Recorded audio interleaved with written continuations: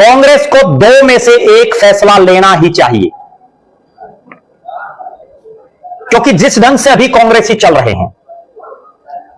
ना तो चुनाव आयोग के ऊपर कोई दबाव है कांग्रेस का,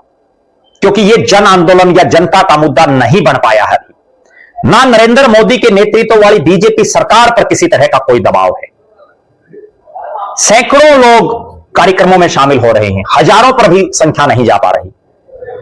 लिहाजा एक जन आंदोलन जो एक होना चाहिए, एक मास आंदोलन, जो एक मास लीडर जो एक आंदोलन करता है, वो अभी तक उसके नजदीक भी नहीं दिख रही।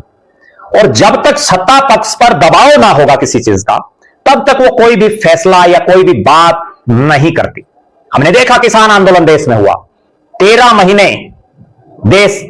में दिल्ली जो देश की राजधानी है उसके बॉर्डरों पर किसान बैठे रहे, लाखों लाख किसान उस मूवमेंट से जुड़े, और परिणाम रहा देश के प्रधानमंत्री नरेंद्र मोदी को झुकना पड़ा और कहना पड़ा कि उनकी तपस्या में कोई कमी रह गई, जिससे वो किसानों को नहीं समझा पाए। अब जो ये वोट चोर गद्दी छोड़ को लेकर के लगातार जो प्रोटेस्ट चल रहे हैं, इनका कोई विशेष असर अभी तक नहीं पड़ रहा। कांग्रेस पार्टी को दो में से एक फैसला लेने की आज के दिन जरूरत है। पहला, एक डेट फिक्स करके निर्वाचन आयोग को कहना चाहिए कि आप हमारा पेटा भरो, आप हमें बताओ कि वोट चोरी नहीं हो रहे, आप हमें बताओ कि फर्जी वोट नहीं पड़ रहे या गलत वोट कट रहे हैं, नहीं कट रहे, क्या पोजीशन है।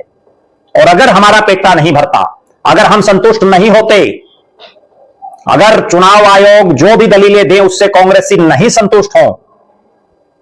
तो उनको आगे जो भी चुनाव हो, जब तक उनके दिमाग में शंकाएं हों, चुनाव का बहिष्कार ही कर देना चाहिए। हमने अक्सर देखा है, बहुत बार ग्राम पंचायतों के स्तर पर पंचायतें अपनी कोई मांग रखें और वो मांग पूरी ना हो तो वो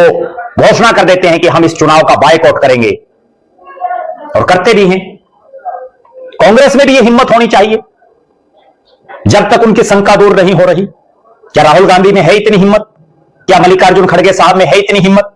कि वो ऐलान कर दें किसी भी स्टेट में कि हमारे मन में यह शंका है,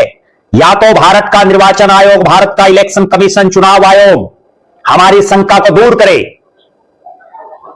नहीं तो हम चुनाव नहीं लड़ेंगे।